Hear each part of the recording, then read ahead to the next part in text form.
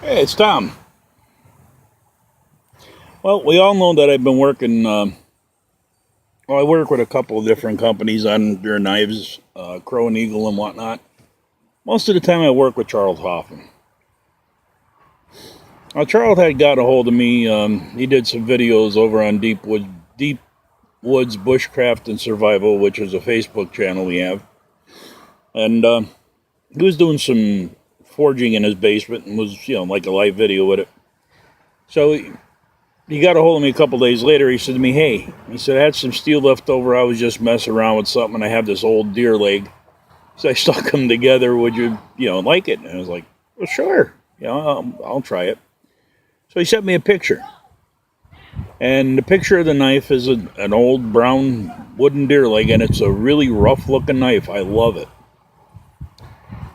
But the thing about it is it had a sax style blade on it. In case you don't know what that is, it's a Viking style knife. So let me show it to you. That's it right there. Like I said, it's a deer bone handle, set in resin and in epoxy and resin in here. This is all resin, this jute twine. It's a saber grind, sax style blade. Now, the reason why it was just a rough looking knife. I was like, wow, I love it. But now that I got it here, let me just say that it's got a nice 90 on it for striking a ferro rod.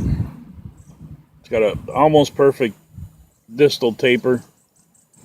The only reason why it's almost perfect is there's a piece of one of these pock marks right here, so no big deal. And this is a butcher knife on steroids. I mean, seriously, what do you need in a knife? You need a blade, cutting edge, and you need a tip.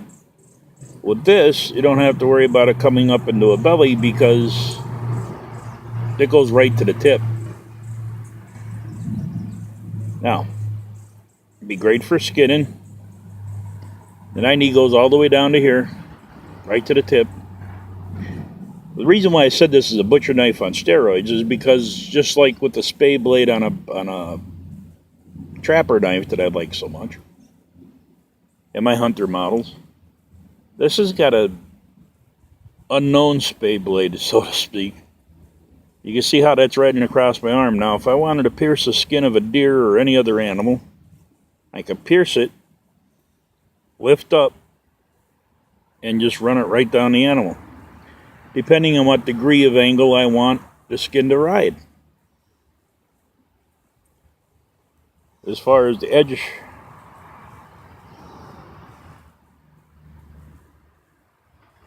yeah, it's blown away faster than I could shave it. So, so that's the cute little knife he sent me.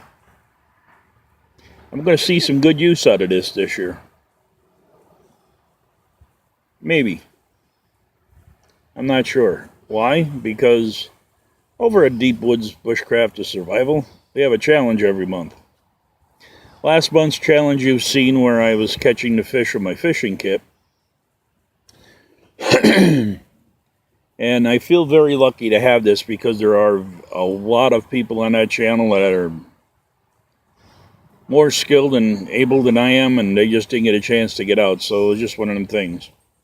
But the winner received this. It's another Backwoods Knives by Charles Hoffman. It's got this one. This little sax blade is it's a 4-inch blade.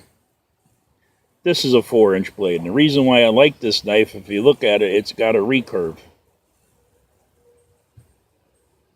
I think this is probably one of the first ones Charles ever done with the recurve in it. That's his logo, Backwoods Knives. Great 90 on all of these knives. Great distal taper. This one's a flat grind. Did some great file work in the spine of the knife. Yeah, you can catch it on there. There's 2 mosaic pins. And it doesn't have liners, but it's got like a dyed liner in it. So I'm not sure if that's from the forging and it just came into the scale material or what. Handle, the scale on it's a little bit thicker than normal. And it's 9-inch overall, I believe.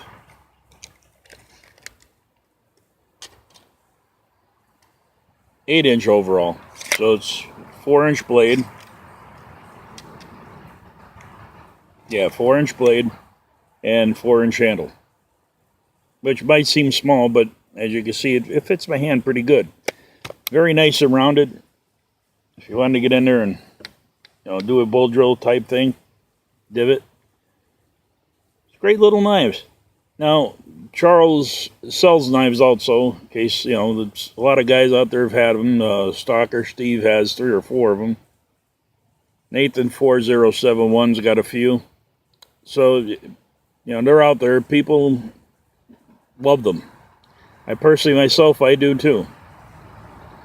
So, for a bushcrafting knife, this probably run about $80, maybe less. For a bushcrafting knife, I mean, you can't beat it. He does do Scandi grinds. I have Scandi grinds on my other one.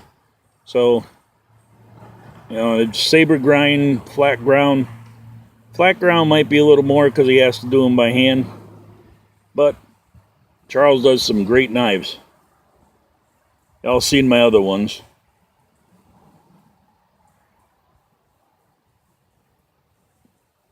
So this is Tom. Just wanted to let you know about some of these backwood knives. If you get a chance, check out Deepwood's Bushcraft to Survival. A lot of great people, a lot of great talent over there. So yeah, if you like the video, hit the like button. If you're not subscribed, please do. And thank you for your time and your patience. We got a big announcement coming up here on the next video. Big one. So, don't forget to tune in. We'll see you on the next one.